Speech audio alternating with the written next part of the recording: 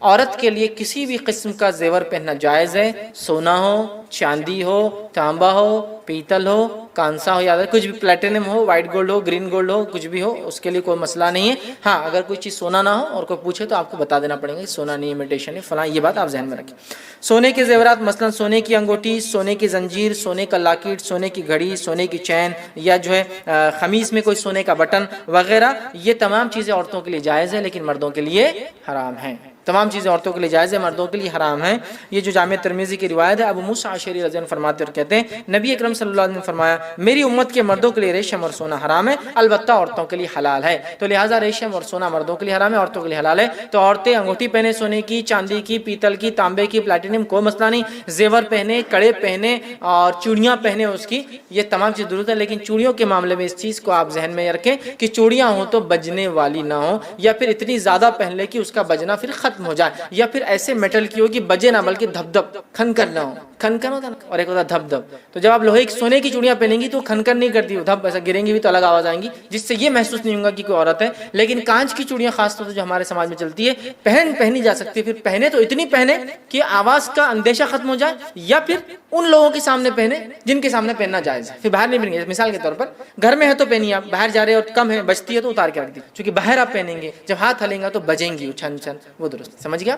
تو لہٰذا یہ بالکل جائز ہے، یاد رکھیے، اور یہ تمام چیزیں عورتوں کے لیے جائز ہے۔ مردوں کے لیے سونے کی انگوٹھی پہننا حرام ہے، عورتوں کے لیے یہ تمام چیزیں یاد رکھیے جائز ہے۔ ابو ہریرہ رضی اللہ عنہ فرماتے ہیں، صحیح مسلم کی روایت ہے، نبی اکرم صلی اللہ علیہ وسلم نے فرمایا سونے کی انگوٹھی پہننے سے آپ صلی اللہ علیہ وسلم نے مردوں کو جو ہے منع کیا، یاد رکھیے۔ لیکن عورتیں کچھ بھی چیز سونے چاندی کی پہن سکتی ہے، لیکن ایک بات یاد رکھیے، اگر ہاتھوں میں کچھ سونا چاندی وہ پہنتی ہے یا پیروں میں کوئی ایکسٹرا چیزیں سونے چاندی کی پہنتی ہے تو پھر اس کو ہاتھوں اور پیروں کو ڈھک کر باہر نکلنا، ٹھیک ہے، کیونکہ اب وہ زینت ہاتھوں پر آ گئی۔ اسی طرح زینت ہے، یاد رکھیں، زینت ہاتھوں پر آ گئی، یاد رکھیے، اس چیز کو ہم جو ہے ذہن میں رکھیں، اس کو چینج کرنا۔ اسی طرح شیخ بن باز رحمہ اللہ، شیخ صالح العثیمین رحمہ اللہ کی کچھ فتاوی موجود ہے جس میں انہوں نے کہا اگر ہاتھ پر مہندی بھی ہو تو یہ بھی زینت ہے، اگر عام اعتبار سے کھلا رہ جائے تو ٹھیک ہے، لیکن اگر مہندی ہو تو یہ بھی زینت ہے، اس کو چھپانا چاہیے۔ شیخ بن باز نے کہا اگر ہاتھ میں کچھ نہ لگا ہو تو کھلا رکھ سکتی ہے۔ شیخ صالح العثیمین رحمہ اللہ نے کہا ہاتھ میں کچھ لگا نہ بھی ہو تو ہاتھ ڈھاکی زیادہ بہتر ہے، اور اگر مہندی ہو پھر تو ضروری ہے، اس لیے کہ اب زینت ہے۔ اور اسی طرح اگر کچھ چیزیں پہنتی ہے ہاتھوں میں، انگوٹھی اس میں چین رہتی ہے جا کے چوڑی سے جڑ جاتی ہے، تو اب آپ کو ہاتھ بھی ڈھانکنا ہوگا۔ اور اگر گلاؤز نہ ہو تو وہ کہتے کوئی بات نہیں، آستین کو پکڑ لے، ایسا لے کر آستین کو باہر تک نکالے، ہاتھ کو اندر کر کے، ہوتا ہے نا آستین کو کر کے، آستین کو پکڑ لے تو پھر اس کا وہ حصہ چھپ جائے گا، ٹھیک ہے۔ تو اس بات کو عورتیں ذہن میں رکھیں۔ تو ان کے لیے کسی بھی قسم کی زینت، سونا چاندی، چاہے وہ کسی بھی میٹل کا ہو، اس میں کوئی مسئلہ نہیں آتا۔ اسی طرح عورتوں کے لیے گھنگرو والی چیزیں پہننا منع ہے، یاد رکھیے، اور حرام ہے، چاہے ہاتھوں میں ہو، پیروں میں ہو۔ پیروں میں بہت سسٹم پازیب بولتے ہیں نا، گھنگرو پہناتے ہیں، اتنی تعجب خیز بات ہے، اتنی تعجب خیز بات ہے کہ ایک تو وہ ہوتا ہے جس سماج میں کسی کو علم نہ ہو، جیسا کہ مثال کے طور پر ایک مثال دے رہا ہوں اسے سمجھ، ہمارے پاس ایک کھانا بنتا ہے، گڑ اور کیری کو ڈال کر بناتے ہیں، کیا بولتے ہیں اس کو؟ گڑ امبا، ہے نا، مراٹھی میں بہت مشہور ہے گڑ امبا بنائے تھے۔ لیکن کیا آپ کو معلوم ہے آندھرا میں آپ گڑ امبا بولیں گے تو گڑ امبا، اور شراب کو بولتے ہیں گڑ امبا، کیوں تو وہاں عام کیری سے اور گڑ سے شراب بنتی، سمجھے آپ؟ تو انہوں نے تیلگو میں نہیں بلکہ مراٹھی لیا گڑمبا، مطلب سمجھ میں نہیں آیا، پتہ نہیں کیوں، یہ وجہ ہے تسمیہ ہے کہ اس کی وجہ، لیکن وہ شراب بناتے گڑ سے اور اس کو کیا بولتے ہیں؟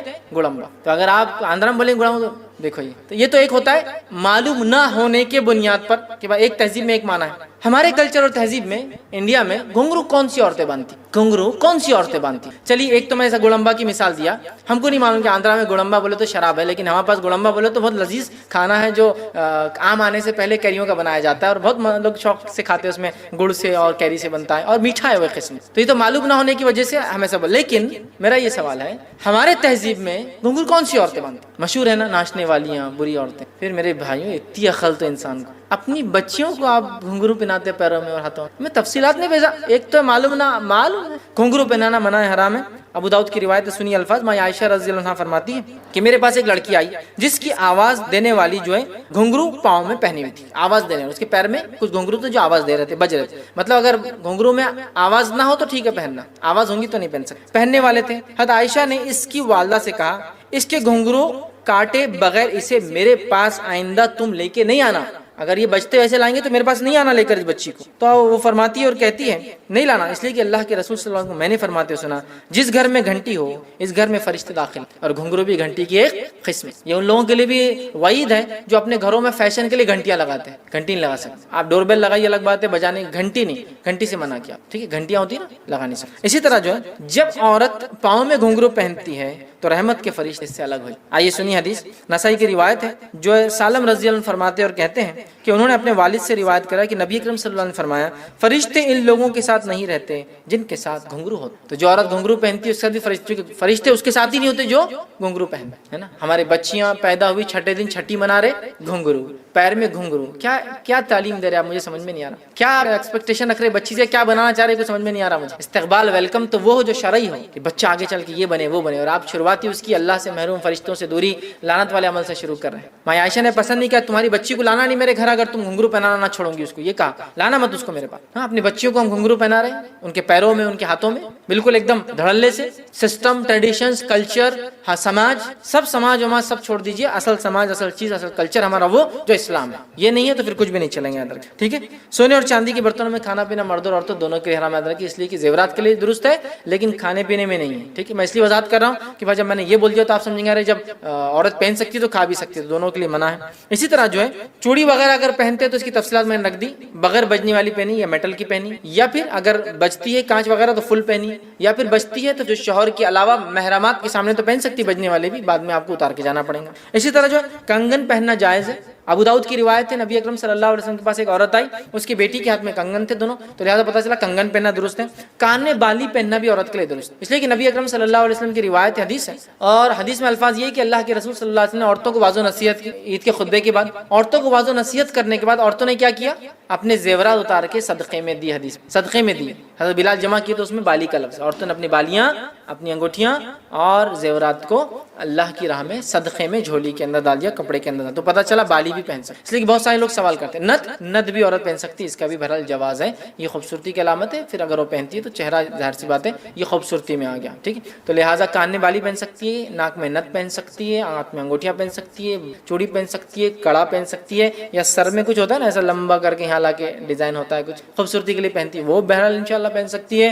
ٹھیک ہے، کچھ ایسی چیز ہوتی ہے جو نت سے لے کر یہاں تک چینج جاتی ہے، بہرحال وہ پہننا چاہتے پہن سکتی ہے. رسک اس کا اپنا ہے. بچہ پکڑے کھینچے نا ممی بول کے تو کیا ہوں گا، وہ اس کا مسئلہ ہے. میں اس کے بارے میں رسک کیا ہے وہ نہیں کر رہا، لیکن پہننا جواز کیا ہے. چونکہ بہت ساری عورتیں ہوتی کان میں مسئلہ ہے، بچوں نے کھینچ لی بالی، دس از سم تھنگ ڈفرنٹ، لیکن پہننا کوئی مسئلہ نہیں. کوئی کہے عورت کا فتنہ، تو عورت فتنہ نہیں، عورت کے ذریعے جو اگر وہ برائی میں چلی جائے تو کیا کیا نقصانات ہو سکتے ہیں. تو پتہ ہی چلا ہر اچھی چیز کو اگر الٹ کر دیا جائے، استعمال صحیح نہ ہو تو فتنہ بن جاتی ہے، بہت نقصان کا باعث بن جاتی ہے. تو مال بھی یاد رکھیے اللہ رب العزت کی ایک نعمت ہے جس کو شریعت یہ حکم دیتی ہے کہ حلال ڈھنگ سے اس کو کماؤ، اس کو روزی اور جو روٹی اور کیا کیا بولتے لوگ اپنے زبان میں مال سمجھ لیجیے، اردو کے اندر مال دولت. ٹھیک ہے، اس کو اس طرح سے بھی الفاظ استعمال کیے جاتے ہیں. ٹھیک، تو بہرحال تو یہ ایک نعمت ہے اللہ رب العزت کی، یاد رکھیں. شریعت ہم کو حکم دیتی ہے اس کو حلال ڈھنگ سے کمایا جائے، صحیح طریقوں سے اس کو کمایا جائے، اور پھر یہ بھی گائیڈ لائنز دیتی ہے کہ اگر اس کو کمایا جاتا ہے اور اس کا صحیح استعمال نہیں ہوتا ہے تو پھر یہ کمانے والے کے لیے بھی اور سماج کے لیے فتنہ بن جاتا ہے. تو لہٰذا مال کے فتنے سے مراد مال فتنہ نہیں ہے، مالدار لوگ فتنہ نہیں ہے، بلکہ اس کا اگر استعمال صحیح ہوگا تو یہ اللہ کی نعمت ہے. استعمال صحیح ہوگا تو اس کو شکر گزاری میں اللہ کاؤنٹ کرے گا، اس کا اجر لکھ دیا جائے گا. اور اگر مال انسان نے کمایا اور کمانے میں لحاظ نہ رکھا تو مال بن گیا فتنہ. کمایا صحیح ڈھنگ سے، خرچ میں لحاظ نہیں رکھا، کہیں بھی خرچ کیا والا تمیز نہیں کیا، خرچ کرنا فتنہ ہوا. کمایا لیکن اس پہ جو زکات واجب تھی نہیں دیا تو خرچ نہ کرنا بڑا فتنہ اس کے لیے. کمایا لیکن جن کی ضرورتیں یا جن کی ذمہ داری آپ پہ دی ہے، والدین بچے، ان پہ خرچ نہیں کیا، بن گیا فتنہ. کمایا لیکن کنجوسی کی، جہاں حق تھا ان کو بھی نہیں دیا، بن گیا فتنہ. تو لہٰذا مال اللہ رب العزت کی ایک نعمت ہے، لیکن یہ فتنہ تب بن جاتا ہے جب اس کو شرعی طور سے کمایا نہیں جاتا ہے اور شرعی طور سے خرچ نہیں کیا جاتا ہے. دونوں ہی شکلوں میں پھر یہ فتنہ بن جاتا ہے. یاد رکھیے یہ فتنہ شخصیت کے لیے بنتا ہے، یہ فتنہ سماج کے لیے بنتا ہے. یاد رکھیے، اور پورے کے پورے سماج جو اکثر آج کے دور میں کرپشن کی طرف جا رہے ہیں، برائی کی طرف جا رہے ہیں، خرابی کی طرف جا رہے ہیں، اس کی صرف اور صرف ایک واحد سب سے بڑی وجہ مال ہے.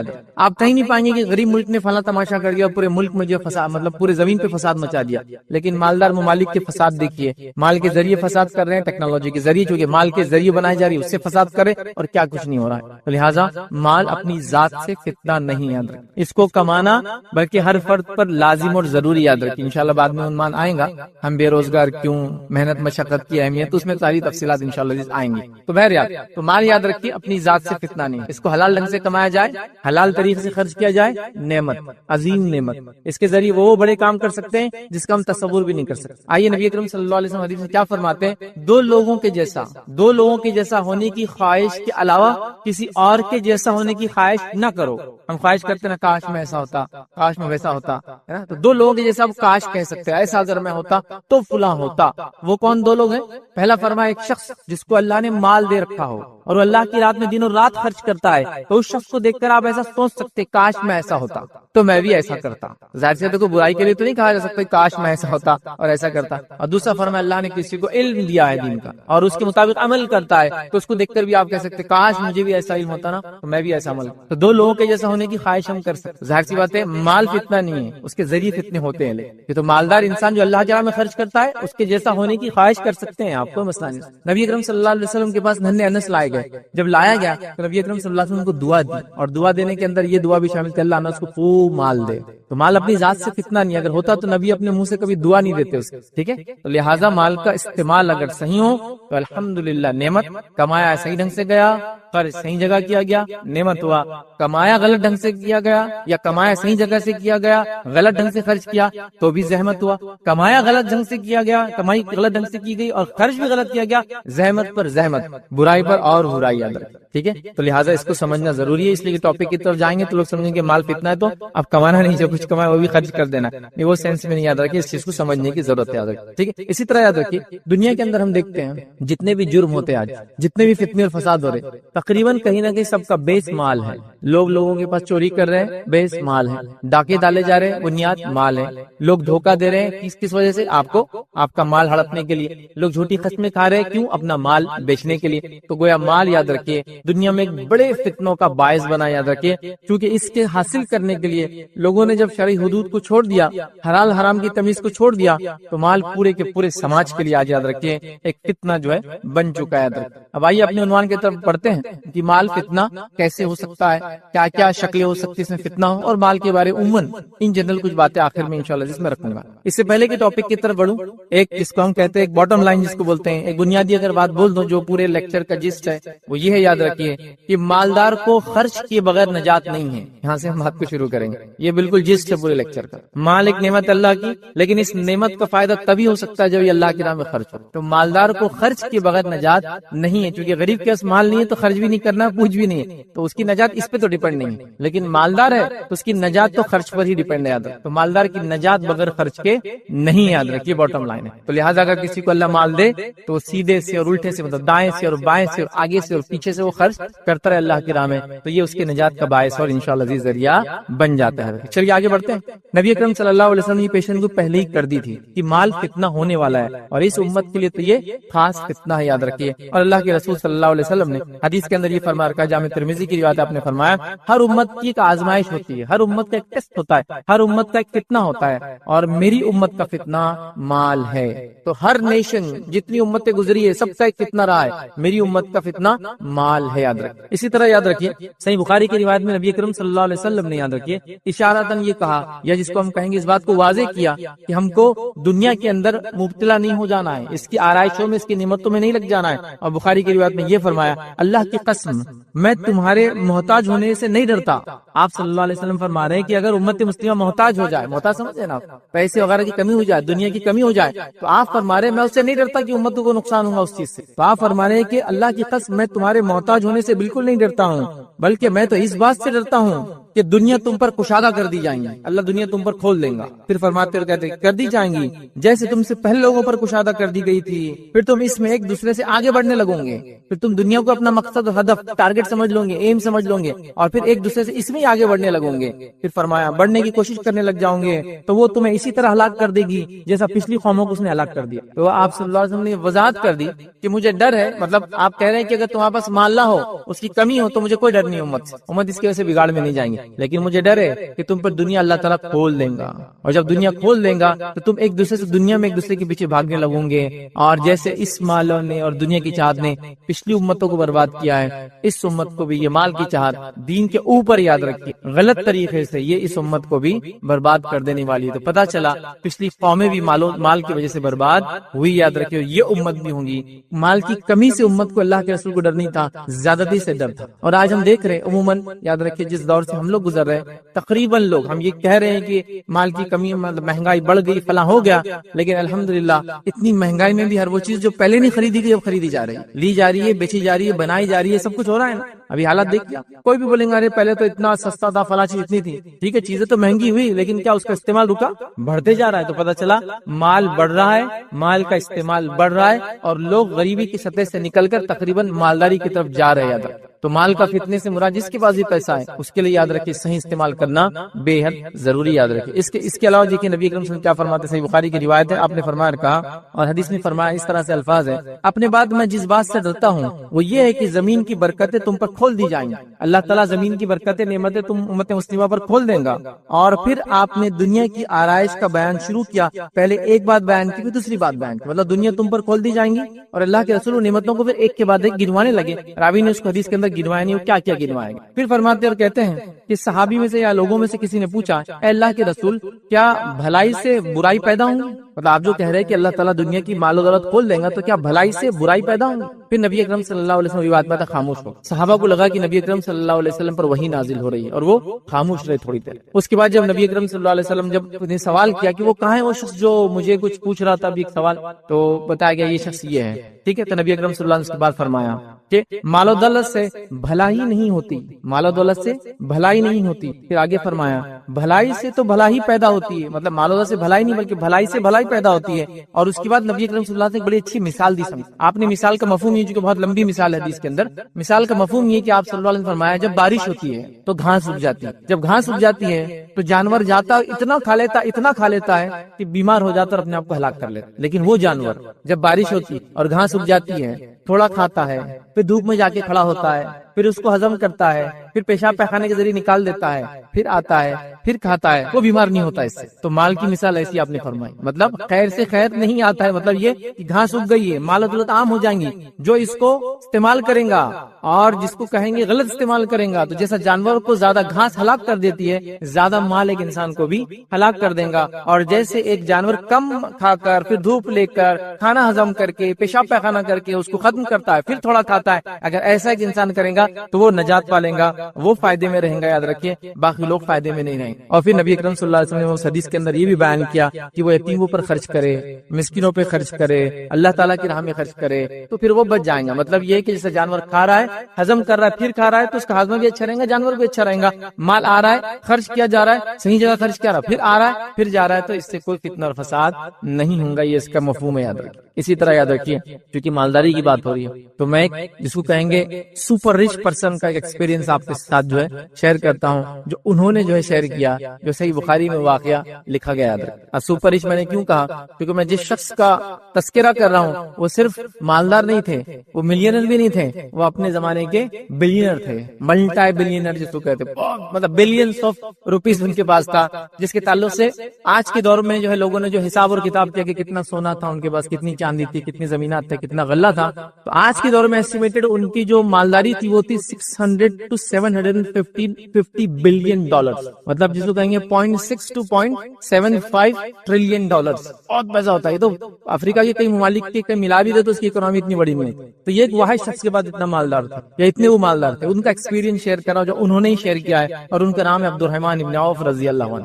یہ بہت مالدار صحابی تھے، یاد رکھیں، مطلب صحابہ مالدار بہت تھے، یاد رکھیں، غریب بھی تھے، لیکن مالدار صحابی کی بھی فہرست بنائی جا سکتی، جس میں عثمان ابن عفان، عبد الرحمن ابن عوف رضی اللہ عنہ، یہ سارے فہرست اس کو کہیں گے ٹاپ موسٹ لیول کے صحابہ جو مالداری میں تھے۔ تو یہ ایک مرتبہ بیٹھے تھے، اور روایت میں آتا ہے کہ ابراہیم بن عبد الرحمن کہتے ہیں، یہ ان کے بیٹے ہیں، اور کہتے ہیں کہ عبد الرحمن ابن عوف رضی اللہ عنہ کے سامنے ایک روز جو ہے کھانا لگایا گیا، آپ کو کھانا دیا گیا، تو کہنے لگے کھانا کھاتے کھاتے، مصعب بن عمیر جنگ جو احد میں شہید ہو گئے وہ مجھ سے زیادہ بہتر، کھانے کے وقت ہے، کھانا کھا رہے ہیں، کھانا دیا گیا، کہہ رہے مصعب بن عمیر مجھ سے زیادہ جو ہے آپ فرما رہے جو ہے جنگ جو احد میں شامل ہوئے اور شہید کر دیے گئے، وہ مجھ سے بہتر تھے، اپنے اسلام کے اعتبار سے، اپنے ایمان کے، مجھ سے بہتر تھے۔ پھر فرماتے اور کہتے ہیں لیکن جب ان کا انتقال ہوا تو ان ان کو ایک چادر نصیب. روایت میں آتا ہے کہ ایک ٹکڑا تھا کپڑے کا, سر پہ ڈالتے تو پیر کھلے رہ جاتے تھے, پیر کی طرف کھینچ دیتے سر کھل جاتا. تو اللہ کے رسول سے پوچھا کہ آپ صلی اللہ علیہ وسلم سے کہ اب کیسے دفن کرے؟ تو کہا کہ سر ڈھک دو اور پیروں پہ گھاس رکھ دو. تو سر ڈھک دیا گیا, پیر پہ گھاس ڈال دی. اور یہ بھی بہت مالدار انسان تھے, یاد رکھیے واقعے کا وقت نہیں, بہت مالدار. یہ کہہ رہے کہ مجھ سے بہتر تھے, اور جب یہ شہید ہوئے تو ان کو پورا کفن بھی چادر نہیں ملی. پھر کہتے آگے بڑھ کر کہ حمزہ بھی اسی طرح شہید ہوئے اور حمزہ کو بھی مکمل کفن نہیں ملا, یاد رکھ. پھر اس کے بعد آپ کہنے لگے کہ نام لے کر کہا کہ وہ شہید ہوئے اور وہ بھی مجھ سے بہتر تھے, ان کو بھی کفن میں صرف ایک چادر, مطلب 3 چادر ہونا چاہیے, 3 کپڑا, تو ایک ہی چادر میسر ہوئی. میں ڈرتا ہوں کہیں ایسا نہ ہو کہ عیش و آرام کا سامان ہمیں دنیا ہی میں دے دیا جائے.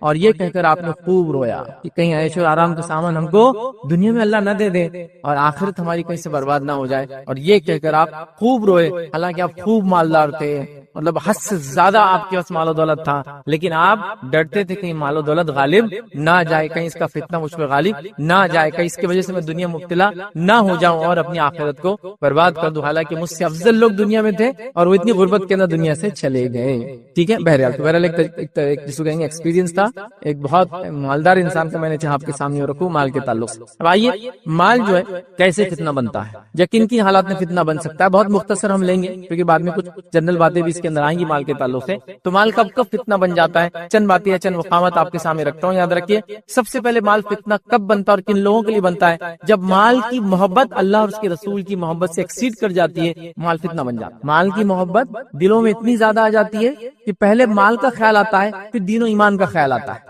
جیسا مثال کے طور پر میں نے یہ پروڈکٹ بنا دیا, اب پبلک میں بیچنا ہے, ارے بھائی پروڈکٹ لیکن حلال نہیں ہے, ارے بعد میں سوچیں گے نا, پہلے بیچو. تو آپ نے اللہ اور اس کے رسول کی تعلیمات بعد میں, پہلے مال پیسہ آنے دو, پہلے بعد میں ساری چیزیں دیکھیں گے کیا ہوتا ہے, کس کو نقصان ہوتا ہے, کون مرتا ہے, کون جیتا ہے, پہلے پیسہ آنا چاہیے. تو جس نے پیسے کو اپنا معبود بنا لیا, عام زبان میں کہوں گا, پیسے کو کتاب و سنت پہ مقدم رکھا, مطلب قرآن و حدیث پہ مقدم رکھا, اللہ اور اس کے رسول سے زیادہ محبت اس سے کی کہ اس کے مطابق ساری چیزیں ہوں گی, جو یہ جس کے ذریعے آئیں گا اس کے ذریعے ہم کام کریں گے, یہ جس سے دور ہو رہا ہم بھی وہ کام کو چھوڑ دیں گے, پیسہ جو بولیں گا وہ کریں گے, پیسہ جہاں سے آئیں گا وہیں کریں گے. تو یاد رکھیے یہ سب سے پہلا یا سب سے پہلی وجہ ہے جس کی وجہ سے مال فتنہ بن جاتا ہے, جب اللہ اور اس کے رسول کی محبت سے زیادہ مال کی محبت دلوں میں ہو جاتی ہے. اور یہ میں افسوس کے ساتھ کہہ رہا ہوں, ہم لوگوں کے دلوں میں, یاد رکھیے, آج مال کی محبت سب سے افضل محبت ہے. ارے بھائی فلاں چیز آپ کر رہے ہو لیکن وہ زمین صحیح نہیں ہے, وہ فلاں کا حق تھا, وہ یہ کی گئی نہیں, وہ سب جانے دو, اس سے فلاں ہو رہا ہے نا تو مجھے کرنا ہے. ارے آپ جو وہاں سے وہ کر رہے ہیں لیکن وہ آپ کا حق نہیں, آپ کیسے لیتے, بس پیسہ آ رہا ہے نا تو مجھے کوئی لینا دینا نہیں, سب بہنوں کا حق جا رہا ہے یا میری پھوپھیوں کا حق نہیں, مطلب وراثت مجھے کوئی پرواہ نہیں, وہ دولت میرے پاس آنا چاہیے, تو بس یہ میرے لیے کافی ہے, باقی سب دیکھا جائے گا. سمجھے آپ؟ تو یہاں اللہ اور اس کے رسول کی تعلیمات سے زیادہ آپ کس کو ترجیح دے رہے ہیں؟ مال کو دے رہے ہیں. تو یہ مال پھر ہو گیا سب سے پہلی وجہ, یہ فتنہ بن گیا ہمارے لیے. تو مال فتنہ نہیں ہے, لیکن وہ لوگ جو مال کو اللہ اور اس کے رسول سے زیادہ چاہتے ہیں. اب میں یہ نہیں کہوں گا کوئی منہ سے اس کو مسلمان بولے گا کہ میں نعوذ باللہ اللہ اور اس کے رسول سے زیادہ مال کو چاہتا ہوں, لیکن پریکٹیکلی اپنے عمل سے انسان شو کرتا ہے کہ میں زیادہ چاہتا ہوں. آپ سمجھ, مطلب آدمی بولتا نہیں. اس کی مثال میں دے سکتا ہوں, آپ نے کسی کو ادھار دیا, آپ مانگنے گئے اور اس کو دینا نہیں ہے, لیکن وہ بولنا بھی نہیں چاہتا, تو کیا بولتا آپ سب کو بتائیں, ارے انشاءاللہ دے دوں گا نا, کہا یار وقت کر, لیکن سالوں سال صرف یہی بول رہا ہے, اس کو دینا نہیں ہے, لیکن یہاں منہ سے بولتا ہے کہ میں نہیں دینا چاہتا ہوں. ارے بھائی کیسا نہیں دیں گے آپ کا پیسہ, اتنا حق حلال کا آپ نے کمایا, دینا ہی ہے. پتا چلا 50 لوگ آ کے اس سے مانگتے اور 50 کو یہی بولتا ہے, تو دینا نہیں ہے, تو یہاں بولتا نہیں ہے. تو کوئی مسلمان نہیں کہے گا میرے دل میں اللہ اور اس کے رسول سے نعوذ باللہ زیادہ محبت, مال کی محبت ہے, لیکن پریکٹیکلی عمل سے پتا چلتا ہے اتنی زیادہ گھر کر گئی ہے کہ زکات نکالنے کو مشکل نظر آ رہا ہے. زکات تو مال کا سب سے پہلا حق, یاد رکھیے, واجب اور فرض, یہ مالی عبادت ہے, یاد رکھیے. صدقات اس کے بعد نفلی عبادت ہے, یاد رکھیے, لیکن وہ بھی نکالنا مشکل جا رہا ہے, یاد رکھیے. اس کو بھی ہیلے اور بہانے تلاش کیے جا رہے, یاد رکھیے. اور عجیب و غریب چیزیں بہرحال ہو رہی ہے. تو یہ مال ایسے شخص کے لیے پھر فتنہ بن جاتا ہے, یاد رکھیے. اور اللہ رب العزت نے جو میں نے شروعات میں آیت تلاوت کی یہی فرمایا کہ تمہاری اولاد اور تمہارا مال تمہارے لیے آزمائش, ایک ٹیسٹ ہے, ایک فتنہ ہے. تو اللہ اس کے رسول سے زیادہ مال کی محبت دلوں میں آج کل ہمارے ہو گئی, یاد رکھیے. آئیے صحیح مسلم کی روایت ہے, نبی اکرم صلی اللہ علیہ وسلم فرماتے ہوئے کہتے ہیں, اگر ابن آدم کے لیے سونے کی ایک وادی دے دی جائے, اس میں اللہ کے رسول مال کی محبت بتا رہے ہیں کیسی ہوتی ہے, وہ کیسا گھر کر لیتی ہے اور کتنی عجیب ہوتی ہے. اگر ابن آدم کے لیے سونے کی ایک وادی ہو تب بھی وہ دوسری وادی کی خواہش کریں گا, وہ دوسری ہونا چاہیے. پھر فرماتے ہیں اور اس کا منہ مٹی بھریں گی اور اللہ تعالیٰ رجوع کرنے والوں ہی پر رجوع فرماتا ہے۔ تو یہاں آپ نے فرمایا کہ جب ابن آدم کو ایک وادی مل جائیں گی سونے کی تو وہ خواہش کرے گا کاش کی دوسری وادی ہو جائے، اور یہ آدمی فیل کر سکتا ہے میں نے فلاں ٹارگٹ سیٹ کیا تو اپنے لائف میں اتنا اچیو کروں گا، وہ ہو گیا تو اب اس سے ڈبل کر لیتا ہوں، وہ ڈبل ہو گیا اس کو ڈبل کرتے چلے جاتا ہوں، ہے نا، تو فلاں چیز فلاں، یہ خواہش کبھی ہوتی نہیں۔ اللہ کے صرف ہمارے قبر کی مٹی جو منہ میں جائیں گی نا بس تبھی اس کی خواہشات ختم ہوئی۔ تو پتہ چلا مال کی خواہش ہماری فطرت میں ہے اور وہ بہت شدید ہو جاتی ہے، تو لہٰذا کس کا کام ہے اس کو کنٹرول کرنا؟ میرا اور آپ کا کام ہے کہ اس کو ہم کنٹرول کرے، نفس کو دبائے، مال کے پیچھے پڑھ کر اللہ رسول کی تعلیمات کو ہم کہیں چھوڑ تو نہیں، یہ دیکھنا ضروری ہے۔ دوسری روایت صحیح مسلم کی یہ بھی یاد رکھیے، اس میں اللہ کے رسول صلی اللہ علیہ وسلم فرماتے ہیں بوڑھے آدمی کا دل دو چیزوں کی محبت پر جوان ہی رہتا ہے ہمیشہ۔ بوڑھے آدمی کا دل بھی دو چیزوں کی محبت میں ہمیشہ جوان رہتا ہے۔ کیا فرماتے ہیں؟ دو چیزیں کون کون سی آپ فرماتے ہیں؟ زندگی کی چاہت اور مال کی چاہت، یہ دونوں چیزوں پہ وہ جوان ہو جاتا ہے۔ مطلب ایک آدمی بوڑھا ہو جائے تب بھی دو چیزوں کی اس کی خواہش ہمیشہ جوان رہتی ہے، ایک کی مال کماتا جاؤں اور میری جوانی واپس آ جائے، عمر پیچھے چل جائے یا عمر رک جائے، یہ دو خواہشیں اس کے اندر تب بھی رہتی ہے۔ تو پتہ چلا یہ خواہش ہمارے دل میں ہوتی ہے، مال کی محبت ہمارے دل میں ہے، ہم کو اس کو کنٹرول کرنا ہے، اس کو لمٹ میں لانا ہے، اس کی حق ادا کرنا ہے، اس کے ذریعے اپنی نفس کو ہلاکت سے بچانا ہے، نہ کہ اس کے ذریعے ہلاکت میں ڈالنا۔ یاد رکھیے اس بات کو ہم سمجھے تو پہلی چیز اللہ اس کے رسول سے زیادہ مال سے محبت کرنا ہلاکت کا باعث۔ دوسرا یاد رکھیے ہلاکت کا باعث مال کب بنتا ہے، وہ یہ یاد رکھیے حلال اور حرام کی تمیز کے بغیر مال کمانا۔ الحمدللہ اس پہ ایک پورا ٹاپک ہم نے رکھا ہے، حرام مال جس کو حلال سمجھ کے کمایا جا رہا ہے۔ بہرحال تو حلال اور حرام کی تمیز کے بغیر مال کو کمانا، یہ مال بھی یہ فتنے کا باعث ہے، ہلاکت کا باعث۔ مطلب انسان ارن کر رہا ہے لیکن وہ بغیر سوچے سمجھے کہ کہاں سے آ رہا ہے، کیسے آ رہا ہے، وہ چیز سوچنا نہیں، بس آ رہا ہے تو آنے دو۔ اس معاملے میں کوئی سوچ وچار کرنے کی ضرورت نہیں، جیسا بھی آ رہا ہے، چوری کے ذریعے آ رہا ہے، لوٹ کھسوٹ کے ذریعے آ رہا ہے، ڈاکہ ڈالنے کے ذریعے آ رہا ہے، رشوت خوری کے ذریعے آ رہا ہے، غلط مال بیچ کر آ رہا ہے، دھوکہ دے کر آ رہا ہے، جھوٹ بول کر آ رہا ہے، اللہ کی جھوٹی قسم کھا کر آ رہا ہے، بس پیسہ آ رہا ہے نا تو پھر اس کو آنے دو۔ بغیر حلال اور حرام کی تمیز کیے کہ مال کو حاصل کرنا یہ فتنہ ہے، یہ میرے اور آپ کے لیے ہلاکت کا باعث ہے۔ اور اکثر ہمارے یاد رکھیے محنتیں ہو رہی ہے لیکن رانگ ڈائریکشن میں۔ میں آپ کو اگر ایک سوال کروں کہ ایک دروازہ جس پہ پل لکھا ہوا ہے کھینچو اور اس کو پوری رات بھی پش کریں گے تو اس سے کچھ فائدہ ہوگا نہیں ہونے والا ہے۔ یہ بات کو سمجھنا ضروری یاد رکھیے کہ حرام حرام ہے، محنت کرنے سے حرام حلال نہیں ہو جاتا۔ کئی لوگوں کو یہ ہوتا ہے بولا تھا یہ حرام ہے تو کیا بولتا ہے محنت کر رہے ہیں اس کے لیے، تو شراب بنانے والا بھی دن رات محنت کر رہا ہے، پسینہ بہا رہا ہے، کیا کچھ نہیں کر رہا، تو کیا وہ محنت جائز ہے؟ اس نے غلط جگہ محنت کی، اس لیے وہ محنت کا اس کو فائدہ نہیں ملے گا بلکہ وہ محنت اس کو نقصان کا دنیا اور آخرت میں نقصان کا باعث بنے گی۔ تو لہٰذا حلال اور حرام کی تمیز ہم بھی سیکھیں، حلال حرام کی تمیز اپنے بچوں کو سکھائیں، حلال حرام کی تمیز ہر کسی کو ہونا چاہیے یاد رکھے، تاکہ حرام کے لقمے سے ہم بچے۔ حرام کا لقمہ یا حرام کمائی بہت نقصان کرتی ہے یاد رکھے، ایک تو فتنہ تو بن جاتی ہے اور اتنا نقصان کرتی ہے کہ اللہ رب العزت ہماری دعاؤں کو بھی قبول نہیں کرتا ہے۔ صحیح مسلم کی روایت ہے، نبی اکرم صلی اللہ علیہ وسلم فرماتے ایک شخص اور وہ گم گیا، کچھ نہیں اس کے پاس، مطلب آدمی کی حالت کیا ہوگی، اور اس کے سر کے بالوں میں اور داڑھی میں سب دھول بھر گئی، پاکستان میں دھول بہت اڑتی ہے، دھول بھر گئی، پراگندہ اس کے سر کے بال اور داڑھی کے بال ہے، اور وہ اپنے دونوں ہاتھ کو اٹھا کر یا رب دعا کرتا ہے، اے میرے رب، مطلب مدد کی گہار لگاتا ہے کہ میری مدد۔ اللہ کے رسول فرماتے ہیں کہ اللہ تعالیٰ فرماتا ہے میں اس کی مدد کیسے کروں، میں اس کی مدد کیسے کروں، اس کا کھانا حرام، اس کا پینا حرام، اس کا پہننا حرام، کیونکہ کمایا حرام تو پھر کھایا بھی حرام اور پیا بھی حرام اور پہنا بھی حرام، تو میں کیسے اس کی دعائیں قبول کروں؟ تو دعائیں قبول نہیں ہوتی یاد رکھیں حرام کمائی کی۔ دیکھیں خیر حرام کمائی کے نقصانات کیا تو ٹاپک نہیں ہے، لیکن یہ نقصان ہوتا ہے۔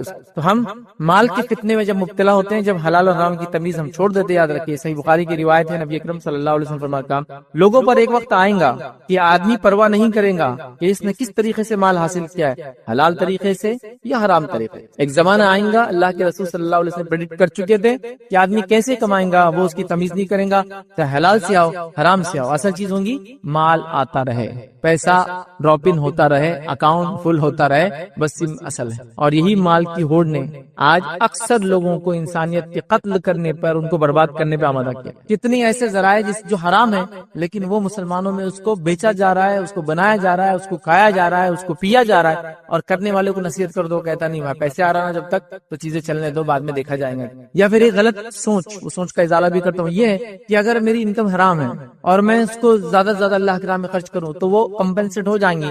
تو اللہ تعالیٰ یاد رکھیے حرام کو پسند ہی نہیں کرتا, حرام صدقہ بھی قبول نہیں کرتا. لہٰذا کچھ لوگوں کی تھاٹ ہوتی ہے نا تو رشوت لے لوں گا تو ادھر صدقہ بھی کر دوں گا. رشوت لینا ہی حرام ہے, صدقہ بعد میں دیکھا جائے گا چونکہ وہ قبول ہی نہیں ہوتا, چونکہ وہ حرام طریقے سے کیا گیا تھا. یہ بات سمجھنا ضروری یاد ہے. یہ دو شخص تھے, آگے ایک انار لے کر ایک شخص جا رہا تھا, تو ایک شخص نے کیا کیا, انار کی ٹوکری میں سے ایک انار اٹھا لیا, اور دوسرے شخص نے کہا بھائی یہ تو چوری ہے, آپ نے انار اٹھا لیا. تو کہا ارے دیکھو ابھی کیا کرتا ہوں. اچھا کیا کرتے, آگے جا کے اس نے فقیر کو دیا اور کہا دیکھو یہ فقیر کے انار لے کر کھا سکتا تھا, نہیں نا, تو میں نے اس کی مدد کی. لیکن انہوں نے کہا یہ تو ٹھیک ہے تم نے اس کی مدد کی, لیکن پہلا جو کام کیا چوری, وہ تو حرام ہے نا. ہم کیا کر رہے ہیں, نہیں ٹھیک ہے حرام تو ہے لیکن اس کو ایڈجسٹ کر لیں گے, نہیں وہ تو ٹھیک ہے اللہ کے راہ میں خرچ کر دیں گے, مسجد تعمیر کر دیں گے. کیسا ہوگی مسجد تعمیر, کیسے آپ کسی یتیم اور غریب کو پیسہ دے سکتے, وہ قبول ہی نہیں ہوتا ہے. ٹھیک ہے اس کو تو اس کا فائدہ ہو جائے گا, لیکن آپ کا جو ہے صدقہ قبول نہیں ہوا, یاد رکھ. تو لہٰذا حلال اور حرام کی تمیز کے بغیر مال کمانا, یہی مال یاد رکھیے میرے اور آپ کے لیے فتنے کا باعث بنتا ہے, یاد رکھیے. اسی طرح یاد رکھیے مال یاد رکھیے جو ہلاکت کا باعث بنتا ہے, جو فتنہ بنتا ہے, اس میں تیسری شکل یاد رکھیے فضول خرچی کرنا. ٹھیک ہے ایک انسان نے حلال ڈھنگ سے کمایا, رائٹ سورسز سے اس نے ارن کیا, لیکن اسپینڈنگ, ہم مسلمانوں میں سے میں یہ تو نہیں کہوں گی اکثر لوگ حرام کماتے, الحمدللہ امت بہت سوچ سمجھ کے کماتی ہے, لیکن آج جو جگہ خرچ ہو رہا ہے وہ بغیر سوچے سمجھے خرچ ہو رہا ہے. یہاں تو اسپینڈنگ میں تو حرام میں ہم جا رہے ہیں. ٹھیک ہے میں نے بہت محنت سے ارن کیا, محنت سے کمایا, الحمدللہ بہت اچھی بات ہے, لیکن خرچ میں ہم بالکل نہیں سوچ رہے. ایک قلیل تعداد جو حرام کما رہی ہے, حلال اور حرام دونوں جگہ خرچ کر رہی ہے, لیکن ایک بڑی تعداد جو الحمدللہ حلالی کما رہی ہے لیکن خرچ میں کوئی تمیز نہیں کر رہی ہے. تو یاد رکھو جیسا حلال کمانا ضروری ہے ویسے حلال خرچ کرنا بھی ضروری. تو آج خرچ صحیح جگہ نہیں کیا جا رہا ہے, عام زبان میں فضول خرچی میں ڈالا جا رہا ہے, اور نہ جانے کہاں کہاں یاد رکھیے کن کن جگہوں پر مال کا استعمال ہو رہا ہے, اور یہ مال میرے اور آپ کے لیے یاد رکھیے ہلاکت کا باعث بن جا رہا ہے. یاد رکھیے اللہ رب العزت نے قرآن نے فرمایا اور کہا, سورہ اعراف سورہ نمبر 7 آیت نمبر 31 میں اللہ فرماتا اور کہتا ہے کلوا واشربوا ولا تسرفوا. اللہ فرماتا اور کہتا ہے کھاؤ اور پیو اور اسراف مت کرو, بیجا خرچ مت کرو. ٹھیک ہے اللہ تعالیٰ بیجا خرچ کرنے والوں کو پسند نہیں کرتا. تو بیجا خرچ کرنا, اسراف کرنا شریعتاً حرام ہے. تو ایسے لوگوں کے لیے بھی مال فتنہ بن جاتا ہے جو الحمدللہ ارننگ تو حلال جگہ سے کر رہے ہیں لیکن اسپینڈ کے اندر, خرچ کرنے کے اندر کوئی تمیز نہیں رکھ رہے ہیں, اور جہاں چاہے وہاں خرچ کر رہے ہیں. میں تو اتنی مثالیں اس کی آج دے سکتا ہوں, بس جہاں چاہے منمانے ڈھنگ سے خرچ کر رہے ہیں. مطلب جس کو میں کہوں گا جو نہیں ہے وہ بھی خرچ کر رہے ہیں. فضول خرچی تو تب ہوں گی جب ہے اور خرچ کر رہے. حال یہ ہے جو نہیں ہے وہ بھی خرچ کر رہے ہیں. نہیں ہے سے مراد کیا ہے, ادھار لے لیا اور خرچ کر رہے ہیں. وہ کریڈٹ کارڈ سے لے لیے, اب وہ تو خرچ کرتے وقت بہت اچھا لگتا ہے, اس میں جو کچھ جیب سے تو کچھ جاتا نہیں, بوٹی کوڑی دیتے وقت تو اصل نوٹیں لگتی جو اندر ڈالنا پڑتی, لے جا کے مشین میں یا بینک میں جمع کرنا پڑتی, تب پھر خلائی کھل جاتی, پھر ایک کارڈ سے دوسرے کارڈ پہ, دوسرے کارڈ کا تیسرے کارڈ سے پیمنٹ چل رہا ہے, اس کا نکال کے اس کو دیا جا رہا ہے. یہ سب تماشا چل رہا ہے پورے ماحول میں. کیوں؟ فضول خرچی, اسراف, غلط جگہ خرچ کرنا, حرام چیزوں پہ خرچ کرنا, کبھی کبھار حلال چیزوں پہ خرچ کرنا, لیکن اتنا انلمیٹڈ خرچ کرنا وہ بھی مسئلہ ہو جاتا ہے ادھر. اور فضول خرچی میں ہم میں سے کوئی بھی آج بچا نہیں ہے ادھر, اتنا زیادہ ہو گیا, اتنا زیادہ ادھر. جہاں خرچ کرنا ہے وہ محتاج تو بھی انتظار ہی کر رہے ہیں کہ بھائی کچھ ہو جائے تو ہمارا بھی بیڑا پار ہو جائے. اللہ نے جو مالداروں کے دولت میں ہمارا بھی حق رکھا ہے تو کچھ اس میں سے مل جائے. اور ہم لوگوں کا حال یاد رکھیے کہ اسراف کر کر کے, پیسہ خرچ کر کر کے پریشان ہے, اور اس میں دوڑ بھی لگی ہے, سب کی دوڑ ہے نا, کیونکہ آپ نے خرچ کیا تو میں بھی کیسے کر سکتا ہوں, میں بھی تو اتنا ارن کرتا ہوں جتنا آپ کماتے ہیں, اور پھر میں بھی وہ کرنے کے چکر میں لگاؤں. لیکن میں نے یہ نہیں دیکھا کہ فلاں آدمی نمازی ہے, نمازوں میں اتنا آگے ہے, صدقہ کرتا ہے, صدقات میں اتنے آگے, تو میں بھی اس سے آگے جاؤں. وہاں میرا کوئی کمپٹیشن نہیں, میں اس سے کمپیٹ بھی نہیں کرنا چاہتا ہوں, اور وہ میرے ایریا سے باہر ہے. میرا کمپٹیشن ان سے, جس نے گاڑی پہ دوسری گاڑی تو میں بھی ایک گاڑی لوں, اور دوسری کی تیاری, گھر پہ دوسرا گھر بنایا تو میں بھی دوسرا گھر بناؤں گا, مالے پہ دوسرا مالا چڑھایا تو میں بھی ایک مالا چلاؤں گا. یہ میرا کمپٹیشن ہے, اور اس میں پھر کوئی حلال حرام کی تمیز نہیں ہے. پیسہ کہاں سے آ رہا اس کی تمیز نہیں ہے, اگر صحیح جگہ سے آ رہا تو کہاں خرچ ہو رہا اس کی تمیز نہیں ہے. اور عجیب و غریب یاد ہے کہ دنیا میں لوگوں کا حال ہے. میں گزارش یہ کر سکتا ہوں, دیکھیے ایک تو وہ ہے جس کو اللہ نے مال و دولت دے رکھا اور وہ اپنے نفس میں خرچ کرتا ہے, تو شریعت اس کو پکڑ نہیں کرتی. لیکن اس شخص کو میں نصیحت کروں گا, اگر اس میں سے بھی وہ زیادہ اپنے اوپر نہ خرچ کرتے ہوئے ان مصارف میں ان جگہوں پہ خرچ کرے جہاں مستحقین اور لوگ ضرورت مند ہے, تو اس کے لیے سونے پر سہاگا ہے. ایک تو کمایا بھی حلال, خرچ بھی حلال کر رہا ہے, لیکن حلال خرچ میں سوچ رہا ہے کہ نہیں, یہاں نہیں کرتا ہوں, چلو اس کو دے دیتا ہوں, اس کا بیڑا پار کر دیتا ہوں, اس کی مدد کر دیتا ہوں, یہ چیز بنا دیتا ہوں, یہ کر لیتا ہوں, دنیا اور آخرت میں کام آئیں گے انشاءاللہ, یہ کرتا ہوں. یہ اس کے لیے افضل اور بہتر ہے, یاد رکھے. لیکن ٹھیک ہے اس کے لیے جائز ہے, اگر وہ خرچ کرنا چاہے اپنے نفس پر تو وہ کر سکتے. لیکن دوسرا وہ انسان جو کما نہیں رہا ہے اتنا, پھر وہ ادھار لے کر یہ کام کرتا ہے, تو یہ مال تو یقیناً اس کے لیے بہت بڑا فتنہ بن جاتا ہے. اور آج کل یہ ہو رہا ہے کہ وہ فلاں شخص نے کیا تو میں ہی کر رہا ہوں. دیکھیے اس کی انکم الگ ہے, وہ اللہ نے اس کو مال و دولت دے رکھا ہے، وہ جہاں یہاں خرچ کرتا ہے تو اللہ کی راہ میں بن مٹی کئی جگہ خرچ کرتا ہے، تو تم ایسا اس کے ساتھ کمپیٹ کر ہی کیوں رہے ہو؟ ابھی ایک نیا فلسفہ چلا ہے، فلسفی چلی، وہ کیا ہے کہ اللہ تعالیٰ نے اگر سب کو برابر بنا دیا ہوتا تو کتنا اچھا ہوتا تھا نا، تو یہ مسئلے ہی نہیں ہوتے تھے، غربت اور مالداری اور فلاں اور فلاں۔ تو آئیے میں چھوٹی سی بات آپ کو بتاتا ہوں کہ اللہ تعالیٰ اگر سب کو برابر بنا دیتا، کچھ لوگ کبھی کرتے نعوذ باللہ کوستے بھی تقدیر کو، کیا اللہ تعالیٰ نے ایسا کیا؟ تو اگر سب کو برابر بنا دیتا کیا دنیا میں حال ہوتا؟ اس کے لیے میں ایک چھوٹی سی مثال دوں گا۔ بہت پہلے جب میں چھوٹا تھا تو ایک کارٹون میں نے دیکھا تھا، اس کارٹون کی مثال دیتا ہوں، اس میں ایک اچھا واقعہ بتایا۔ اس میں ایک جن رہتا ہے، کارٹون ہے میرا، جن رہتا اور جن کے ساتھ اس کا ایک دوست رہتا طوطا۔ اب ہوتا یہ کہ وہ جن اور طوطا اچھے دوست رہتے تھے۔ ایک بار طوطا بولتا تیری جو طاقت ہے اتنی زیادہ ہے، اگر میرے پاس ہوتی نا تو میں تو فلاں فلاں فلاں فلاں کر دیتا ہوں۔ جن احساس کمتری میں آ جاتا ہے اور اپنی طاقتیں تھوڑی ایک دن کے لیے طوطے کو دے دیتا ہے، جاؤ جو کرنا ہے کرو۔ اب طوطے میاں نکلتے ہیں اور بس جادو کی چھڑی، لوگ آتے پیسہ چاہیے پیسہ چاہیے، اتنا پیسہ کہ انہوں بولتے شہر میں پیسہ برس جائے، تو ہیرے برس رہے، موتی برس رہے، پیسے برس رہے، لوگ اس کو لوٹ رہے۔ اب یہ ہو گیا تھوڑے دن، ایک دو گھنٹے بعد ایک آدمی آتا بیمار رہتا ہے، میرے گھر میں بیمار ہے، کوئی اس کو اٹھا کے لے کے چلو۔ تو دوسرا بولتا میں بھی تو تیرے اتنا مالدار ہوں، ہر آدمی ایسا پیسے ہاتھ میں سونا چاندی ہیرے لے کے گھوم رہا ہے، ایک کپڑا خریدنے، لیکن وہ بڑا 2 لاؤ ایسے بھر، کیونکہ کیا ہو گیا، پیسہ ڈی ویلیو ہو گیا۔ پیسے کے عام ہونے سے اس کی ویلیو ختم ہو جاتی، معلوم، اس کا ٹیسٹ ختم ہو جاتا ہے، اس سے دنیا چل ہی نہیں سکتی ہے۔ یہ سسٹم دنیا کا چلے گا نہیں جب تک مالدار اور غریبی والا سسٹم نہیں چلے گا۔ یہ اللہ نے اپنے حکمت سے بنایا ہے، غریب کو غریب اس کے گناہوں کی وجہ سے نہیں بنایا، اور مالدار کو مالدار اس کے نیکی کی وجہ سے نہیں بنایا، دونوں کو ایک دوسرے کے ٹیسٹ بنایا۔ مالدار سے غریبوں کو ٹیسٹ کر رہا ہے، غریبوں سے مالدار کو ٹیسٹ کر رہا ہے، یہ اس کی ٹیسٹنگ ہے۔ یہ سب مالدار ہو گئے تو پھر اس کے بعد پورے شہر کے لوگ جمع ہوتے، طوطے کو اتنا مارتے اور اس کو بولتے واپس جس کے پاس صلاحیت تھی جن کی اس کو دے دو، اور جن پھر اس کو واپس کی صلاحیت مل جاتی۔ تو گویا ایسا ہو ہی نہیں سکتا ہے دنیا میں۔ تو اب اصل چیز یاد رکھیے، خرچ ریکویسٹ کروں گا خرچ کو صحیح جگہ اللہ نے دیا بھی ہے تو احتیاط کر کے اپنے لمٹ میں رہ کر آس پاس کے حالات کو دیکھتے ہوئے زیادہ سے زیادہ اس پہ خرچ کرے، لیکن جائز ہے، میں سے انکار نہیں کروں کہ آپ مالدار ہیں تو آپ کے لیے خرچ کرنا جائے، لیکن فضول خرچی سے بچنا بے حد ضروری۔ اب فضول خرچی کی بات ہے تو یہاں یہ بات ہی بتا دو، فضول خرچی کا پیمانہ سب کے لیے برابر نہیں ہوتا۔ اگر آپ پوچھیں گے فیض بھائی 100 روپے خرچ کرنا فضول خرچی ہے کہ ہوٹل میں جا کے، تو کسی کے لیے ہاں بھی ہو سکتا ہے اور کسی کے لیے میں نہ بھی جواب دے سکتا، کیونکہ فضول خرچی کا پیمانہ اس کے انکم پر اور اس کی حیثیت پر ڈیپینڈ ہے۔ جیسے مثال کے طور پر ایک مالدار انسان 5 اسٹار ہوٹل میں جائے 10,000 کا کھانا کھائے، کبھی کبھار اس کے لیے فضول خرچی نہیں ہو سکتی، سمپل نہیں ہو سکتی۔ لیکن وہیں میں پوری زندگی لگا دوں، اس کی ٹوپی اس کے سر پہ ڈالوں اور فلاں کروں اور پھر جا کے وہاں کھاؤں، یہ فضول خرچی میں آ گیا۔ تو آپ کہاں اس نے بھی 10,000 خرچ کیا، میں نے بھی 10,000 خرچ کیا، میرے 10,000 خرچ کرنے کو فضول خرچی میں کاؤنٹ کر رہے آپ، اس کے 10,000 کو جائز بول رہے۔ اللہ نے اس کو جو مال و دولت دی تھی اس کے اعتبار سے خرچ کر رہا ہے۔ جیسا صحابہ میں ایسے صحابہ بھی تھے جن کی محلات تھے، ایسے صحابہ بھی تھے جن کی جھوپڑیاں بھی تھی، نہ انہوں نے ان کو تانا مارا نہ انہوں نے ان کو کچھ بولا، دونوں خوشی خوشی رہ رہے تھے، سمجھ رہے بات کو۔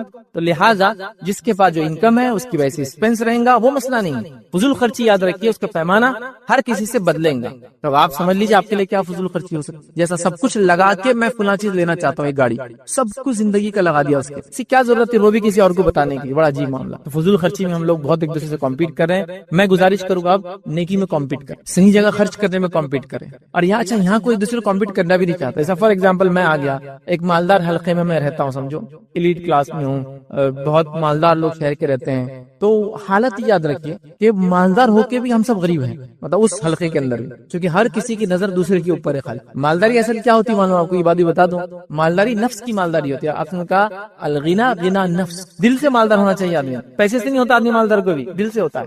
تو یہاں مالدار تو ہوں، آپ کسی کے پاس میں نے دیکھ لیا کہ کل تک یہ کچن تھا، آج یہ کچن ہے، وہ کچن سے اندازہ ہوگا گاڑی کون سی ہے اس کے پاس، اب میں لگ گیا یہ گاڑی حاصل کرنے کے، لیکن میں نے کبھی اس کی مسجدوں کی تعمیر، مدارس پہ خرچ، یتیموں کو دینا، مسکینوں کی مدد کرنا، مسافروں کے لیے فلاح کرنا، بیماروں کے لیے وہ نہیں دیکھا۔ اب میں لگ گیا اس کے پیچھے دوڑ میں کہ مجھے بھی ایسا کچن ہاتھ میں چاہیے جو یہ برانڈ کا ہو، اس کی ضرورت نہیں تھی، اور پھر اب میں کیا کر رہا ہوں، فضول خرچی کی طرف جا رہا۔ تو الحمدللہ امت مسلمہ میں اکثر لوگ حلال کماتے ہیں، لیکن فضول خرچی کا پیمانہ بہت ہو چکا ہے، یاد رکھیے۔ اس کے کئی جس کو کہتے ہیں مظہر، جس کو بولتے ہیں جہاں ہم دیکھ سکتے ہیں، یاد رکھیے میں مثالیں دے سکتا ہوں، ہمارے لباس، ہمارے گاڑی، ہماری شادی بیاہ، ہمارے خام و خواہ کے آؤٹنگز کے خرچ اس لمٹ میں اور اس حد پہ ہو گئے جس کی کوئی انتہا نہیں۔ اننیسری چیزوں کو بس مہینے 2 مہینے 4 مہینے سال بھر میں بدلنا گیجٹس کو، اس لیے کہ بھائی نیا گیجٹ آ گیا تو پھر کیسا ہوں گا، پرانا تو پرانا ہی ہو نا، اتنا پرانا لوگ کیسے نام رکھیں گے بھائی اتنے بڑے سیٹ ابھی تک جو ہے 15 نمبر کا استعمال کرے، 16 نمبر کا آ گیا، 17 کی تیاریاں چالو ہیں، ہاں ادھر 25 لانچ ہو گیا، ادھر 26 آنے والا ہے، تم ابھی بھی جو ہے 22 استعمال کر رہے تو پیدا ہو سکتا ہے نا. ماڈل دیکھتے ہیں نا سر ایک دوسرے کو, اور میں تو اچیومنٹ کے لیے انتظار ہی کر رہا ہے کہ میرا اسٹیٹس کب جائے گا کہ میں یہ نمبر سال کے حساب سے ہینڈ سیٹ لوں گا. یہ سب ہو رہا ہے یاد رکھ. فضول خرچی یاد رکھ, اس کی سب پیمانے ہیں, اس کے لیے ساری پلاننگ ہے, اس کے لیے ساری کوششیں یاد رکھ. اور یہاں ہم کر رہے ہیں, پھر اس نے گھر بنایا تو مجھے گھر بنانا ہے. فضول خرچی سے بچی یاد رکھیے. بڑی اہم چیزیں یاد رکھیے. اللہ تعالیٰ نے کہا کھاؤ پیو اور اسراف مت کرو. اسی طرح یاد رکھیے دوسری جگہ جو ہے اللہ رب العزت قرآن میں فرماتا کہتا ہے اور رشتہ داروں اور مسکینوں اور مسافروں کو ان کا حق دو اور مال کو بیجا خرچ نہ کرو, بے شک بیجا خرچ کرنے والے شیطان کے بھائی ہے. اور اللہ رب العزت فرماتا ہے اور شیطان اپنے رب کا ناشکرا ہے, تو لہٰذا بیجا خرچ کرنے سے ہم کو منع کیا گیا. اسی طرح اللہ کے رسول صلی اللہ علیہ وسلم فرماتے کہتے ہیں ایک شخص رسول اکرم صلی اللہ علیہ وسلم کی خدمت میں حاضر ہوا اور اس نے عرض کیا کہ میں فقیر ہوں, میرے واسطے کچھ بھی مال وغیرہ موجود نہیں ہے اور ایک یتیم بچے کی جو ہے میرے اوپر کفالت ہے. تو آپ صلی اللہ علیہ وسلم فرمایا کہ پھر کفالت ہے, اس کے پاس اگر یتیم کچھ پیسہ ہے تو اتنا لے لے جتنے کی تجھے ضرورت ہے یاد رکھیے, اور اس سے زیادہ نہ لینا, ٹھیک ہے, کیونکہ وہ فضول خرچی میں آ جائیں گے. مطلب جو حد ہے اتنی تم لے لو, اس سے زیادہ نہیں لینا ورنہ وہ فضول خرچی میں آئیں گے یاد رکھیں. آئیے آگے بڑھتے ہیں. تو فضول خرچی سے ہم نے دیکھا یہ بھی ایک وجہ مال فتنہ بن جاتا ہے. چوتھی چیز یاد رکھیے مال خرچ نہ کرنا اور کنجوسی کرنا, یہ بھی مال کا فتنہ ہے. آپ کے پاس مال و دولت ہے, ایک ہے فضول خرچ اسپینڈ ٹرپ, وہ برباد کر رہا ہے, مال جلا رہا ہے. دوسرا ہے خرچی نہیں کر رہا ہے. اور بخیلی کے اندر خاص طور سے زکات کا نہ دینا, اور بخیلی کے اندر خاص طور سے اللہ نے جن کے حق رکھے وہ نہیں رکھنا, یہ بخیلی ہے. ایک انسان اگر اپنے مال کی زکات نکالتا ہے اور اللہ نے جن کے حق رکھا ہے دیتا ہے تو اس کو آپ کنجوس نہیں بول سکتے. پھر وہ کفایت شعر ہے. اس کے بعد کفایت شعری اور کنجوسی میں بہت تھوڑا سا ڈفرنس ہے, بہت چھوٹی سی لائن ہے. ایک آدمی زکات دیتا ہے اپنے مال کی, ایک آدمی جو جن کا حق ہے وہ سب دیتا ہے, اس کے بعد وہ ایک ٹوٹی کوڑی کہیں خرچ کرتا ہے. مطلب بیوی بچوں کا حق کھلا رہا ہے, پلا رہا ہے, اچھا رکھ رہا ہے, اللہ نے جو حق رکھا زکات دے رہا ہے, ضرورت پڑی امت کو جب پال خرچ کر رہا ہے, لیکن سادہ سیدھا لباس ہے, سادہ سیدھا آج بھی گھر ہے اس کا, کوئی مطلب ایسا گھر نہیں کہ لوگ کہے کہ یہ وہ مالدار شخص ہے, سادی سیدھی گاڑیوں میں رہ رہا ہے, تو آپ اس کو کنجوس نہیں بول سکتے. بہت سے لوگ بولتے ہیں ارے اتنا مال ہے اس نے جلائیں گا بھی نہ پورا تو 7 پیڑھیوں تک چلیں گا, لیکن دیکھو گاڑی نہیں میرے پاس رہتا نا تو میں بتاتا پھر کائے میں گھومتا اور کیا کرتا. یہ کنجوس نہیں ہے, یہ آدمی کنجوس نہیں. کنجوس کون ہے؟ جو اللہ کا حق بھی نہ دے. کنجوس کون ہے؟ جو اللہ نے جن کا حق رکھا ہے ان کو نہ دے, ماں باپ پہ خرچ نہیں کر رہا ہے, زکات نہیں دے رہا ہے, بیوی بچوں پہ خرچ نہیں کر رہا, ترس رہے لوگ جن کو ضرورت ہے ان کو بھی نہیں دیتا ہے, یہ ہوئی کنجوس. ورنہ ہمارے پاس کیا ہوتا ہے, ایک آدمی کے پاس 10 چیزیں 11ویں نہیں لیا, اور کیا کنجوس ہے, تو ٹھیک ہے وہ احتیاط کر رہا ہے, کفایت شعری کر رہا ہے, اس میں مسئلہ نہیں آتا ہے, ٹھیک ہے. تو مال نہ خرچ کرنا اور کنجوسی کرنا یاد رکھیے. آئیے اللہ رب العزت قرآن میں کیا فرماتا, سورہ آل عمران سورہ نمبر 3 آیت نمبر 180 میں اللہ فرماتا اور کہتا ہے جنہیں اللہ تعالیٰ نے اپنے فضل سے کچھ عطا کیا ہے اس میں وہ اپنی کنجوسی کو اپنے لیے بہتر نہ سمجھے. اللہ تعالیٰ نے اپنے فضل میں سے, مال و دولت میں سے جب لوگوں کو دے رکھا ہے تو اللہ تعالیٰ فرما رہا ہے عطا کیا ہے, وہ اپنی کنجوسی کو اپنے لیے بہتر نہ سمجھے, مطلب کنجوسی کرنے کو اپنے لیے بہتر نہ سمجھے, بلکہ وہ ان کے لیے بدترین ہے, وہ ان کے لیے بری چیز یاد رکھے. ان قریب روز قیامت یہ اپنے کنجوسی کی وجہ سے توق ڈالے جائیں گے, مطلب اس کنجوسی کی وجہ سے جو مال انہوں نے بچایا اس کا توق ان کے گلے میں ڈالا جائے گا. آسمان اور زمین کی وراثت اللہ کی ہے اور جو کچھ تم کر رہے ہو اللہ تعالیٰ اس سے باخبر ہے. تو اللہ تعالیٰ فرما رہا ہے کنجوسی نہ کرے, ورنہ اگر وہ کنجوسی کریں گے جن کا حق نہیں دیں گے اللہ تعالیٰ اس مال کو گلے میں لٹکائیں گا. قرآن کی آیتوں میں یہ کہ جو سونا اور چاندی جمع کرتے ہیں اور اس کو اللہ کے راہ میں خرچ نہیں کرتے, جہاں خرچ کرنا زکات نہیں دیتے, یہ سونے چاندی پگھلا کر ان کی پیشانیوں پر, ان کے پہلوؤں پر اور ان کے سائڈ سے, مطلب اس کو نیچے پیچھے ہر طرف ان کو سونے اور چاندی ڈالی جائیں گی. خاص طور سے وہ لوگ جو زکات نہیں دیتے ہیں تو یہ سونے چاندی کے تعلق سے یاد ہے کہ جو مال و دولت کی زکات نہیں دیتے اور کنجوسی کرتے ہیں ان کا تو بہت بدترین حال ہے. اور مال کی زکات نہ دینا کنجوسی کی وجہ سے, کسی بھی اور وجہ سے یاد رکھیے, مال کی محبت کی وجہ سے, یہ تو اتنے بڑے فتنے کا باعث ہے کہ باقی سارے لوگوں کو عذاب حساب و کتاب کے بعد ہونے والا ہے. لیکن جو زکات نہیں دیتا تھا اس کا حال یہ ہوگا جب حساب اور کتاب چلیں گا تو وہ 50,000 ایئرز تک اس کو عذاب دیا کنٹینیوس جاتا رہے گا, اور پھر اس کا حساب الگ ہونے والا. مطلب میں نے نماز نہیں پڑھی تھی, حساب و کتاب ہو رہا ہے, سزا مل رہی. زکات نہیں دی تھی تو حساب و کتاب لوگوں کا چالو ہے, جب تک لوگوں کا حساب کتاب چالو ہے تب تک بھی سزا مل رہی. آنکھ تپایا جا رہا ہے, سونے اور چاندی کو پگھلا کر چہروں پر اور جسم پہ ڈالا جا رہا ہے. وہ جانور جن کی زکات نہیں دی گئی انسان کو لٹا دیا جائے گا, جانور موٹے تازے ہو جائیں گے اور اس پر اتنے 50,000 سال تک دوڑتے رہیں گے, اس کے اوپر سے دوڑیں گے. اور جانور کا آپ اگر بکری کا کھر بھی آپ کے پیر پہ لگ جائے نا کبھی, اتنی عجیب تکلیف ہوتی ہے. حالانکہ اس کا وزن زیادہ نہیں ہوتا, لیکن چونکہ وہ ماس بڑھ جاتا ہے, اس کا ویٹ پورا اتنے کھروں پہ رہتا ہے, تو وہ اس سے رونتے ہوئے جائیں گے. زکات نہ دینے والا مال کی کنجوسی کی وجہ سے, یا جس کو ہم کہیں گے اس کا حق ادا نہ کرنے کی وجہ سے, اس کا تو حال یہ ہے کہ ابھی دوسروں کو تو سزا حساب و کتاب کے بعد ملیں گی, حساب و کتاب چل رہا ہے تو اس کو سزا ملنا چالو ہو جائیں گے. اسی طرح مال کے تعلق سے جس کی زکات نہیں دی جاتی ہے ادر کی, جو فتنہ بنے گا, اللہ کے رسول صلی اللہ علیہ وسلم فرماتے ہیں یہ جو مال ہے اس کے لیے ایک سانپ بن کر آئے گا اور یہ گنجا سانپ ہوگا. مطلب سانپ کے زہر کی وجہ سے اس کے سر پہ کچھ روئیں ہوتے ہیں لیکن وہ بھی جھڑ جاتے ہیں، اس کے پوائزن کی وجہ سے سیلف باڈی کو بھی ڈسٹرکشن ہوتا ہے، اور وہ اس کے گلے میں ہوں گا اور وہ اس کو ہونٹوں پر ڈسیں گا اور کہے گا انا کنزک انا مالک، میں تیرا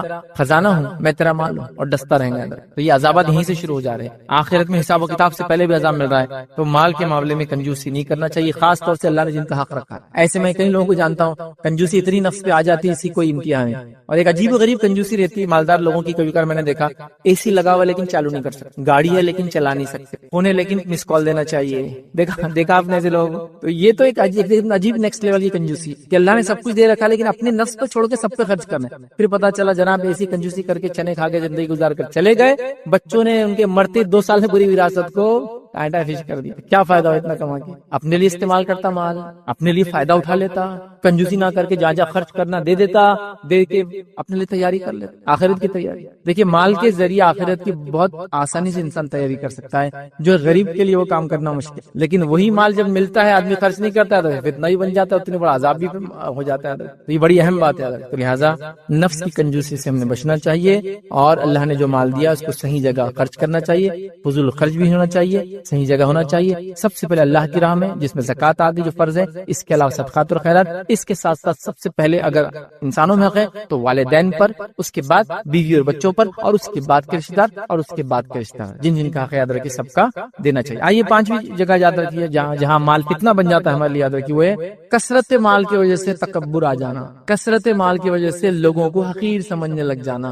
دیکھیں کسی کے پاس مال ہے وہ استعمال کرے کوئی برائی نہیں، لیکن وہ استعمال کرے اور دوسروں کو نیچا سمجھے وہ بہت بڑا مسئلہ، تکبر آ جانا ہے۔ اور اکثر ہم دیکھتے ہیں مال انسانوں میں تکبر لاتا ہے، جس کی ایک جیتی جاگتی مثال قرآن میں موجود تھی۔ وہ کون سی ہے؟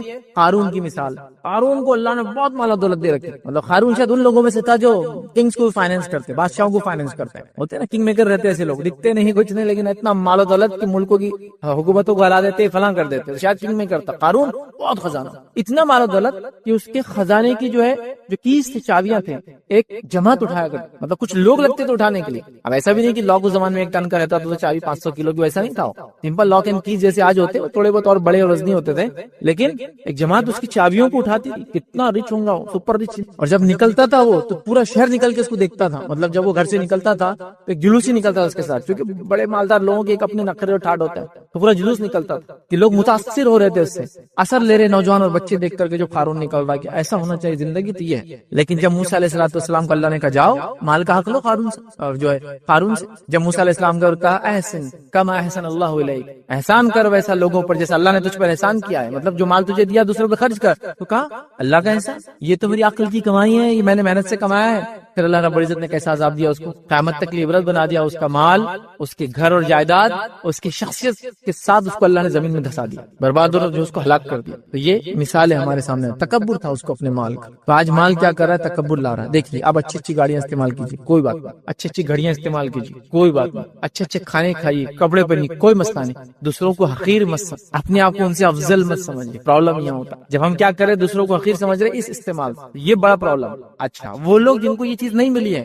وہ کسی کے استعمال سے ان کو متکبر خود سے ڈکلیئر نہ کرے، یہ بھی بڑا مسئلہ رہتا ہے۔ جس کے پاس مال نہیں ہے وہ سیلف بندہ کے یہ متکبر ہے، اس نے کیسا تکبر، اس کو اتنی مہنگی گھڑی کیوں پہنا؟ مہنگی گھڑی پہننے سے اس کا تکبر ظاہر نہیں ہوتا ہے، یاد رکھیں۔ اگر وہ مہنگی گھڑی پہن کر اپنے آپ کو آپ سے افضل سمجھ رہا ہے جب وہ متکبر ہوا، اگر وہ ایسا نہیں سمجھ رہا بھائی گھڑی ہے بس میں نے پہنا ہوا، آپ کیوں سمجھ رہے، تو یہ میرا مسئلہ ہے۔ تو یہ بھی ایک مسئلہ ہوتا ہے کہ ہم خود ڈکلیئر کریں کون متکبر ہے کون نہیں، یہ آپ نے ڈکلیئر میں نہیں کر سکتا، وہ دل کی کیفیت، وہ دل کی کیفیت، لیکن یہ ہو جا رہی ہے۔ بچوں کے اندر آ جا رہا ہے میرا باپ اتنا مالدار ہے، باپ کے اندر آ جا رہا ہے کہ میں اتنا مالدار ہوں، بیوی بچے اس کے اطراف میں سب متکبر ہوتے چلے جا رہے ہیں۔ تکبر نہیں کرنا چاہیے، تکبر نہیں کرنا، کیوں نہیں کرنا ہے تکبر؟ خاص طور سے سنیے، متکبر لوگوں کو اللہ رب العزت جو ہے اللہ کے رسول فرماتے حدیث کے اندر جہنم میں ڈالیں گا۔ تو کیسے ڈالیں گا معلوم؟ جہنم متکبرین کو ان کو چونٹی بنا دیں گا، دنیا میں اکڑتے تھے نا تو اللہ چونٹیوں کے اتنے چھوٹے چھوٹے جسم دے دیں گا ان کو اور چونٹی بنا کے جہنم میں ڈالیں گا، چونکہ وہ تکبر کرتے بڑا سمجھتے تھے۔ اور تکبر کیوں نہیں کرنا چاہیے؟ حدیث قدسی ہے، نبی اکرم صلی اللہ علیہ وسلم فرماتے اور کہتے ہیں تکبر اور عظمت یہ اللہ کی جو ہے یہ چادر ہے. اللہ فرماتا ہے حدیث قدسی ہے کہ تکبر اور عظمت بڑائی یہ اللہ کی چادر ہے. ٹھیک ہے. اور پھر اللہ تعالیٰ فرماتا ہے جو دونوں میں سے کوئی ایک بھی کام کرے گا میں اسے جہنم میں ڈالوں گا. تکبر اللہ کا حق ہے, اس نے اتنی بڑی کائنات بنائی, وہی ایک ذات ہے جو لائق ہے کہ وہ تکبر کرے, باقی کوئی نہیں کر سکتا. کچھ بھی نہیں کیا ہم نے. تو حالات یہ ہے کہ سڑک پہ چل رہے تھوڑا سا پتھر آ گیا منہ کے بل گرے, داتا بھی توڑ لیا, منہ بھی پھٹ گیا پورا. اتنی بھی حیثیت نہیں ہے کہ بھائی چل رہے تو زمین میں گڑا ہو جا رہا ہے. اتنے بڑے سیٹ ہے کہ چلتے زمین میں گڑا ہو جاتا, بلڈنگ سائڈ دے رہی تھی ان کی گاڑی کو کہ ہٹ جاؤ انہوں آ رہے تھے. کچھ بھی نہیں ہوتا, نتی کچھ چینج نہیں ہوتا آپ کے لیے, ہے نا. تو اس میں کچھ اسپیشل کچھ ایک نعمت ہے جو زیادہ دی, مال کی دے دی, کسی کو جسم کی دے دی, کسی کو عقل اور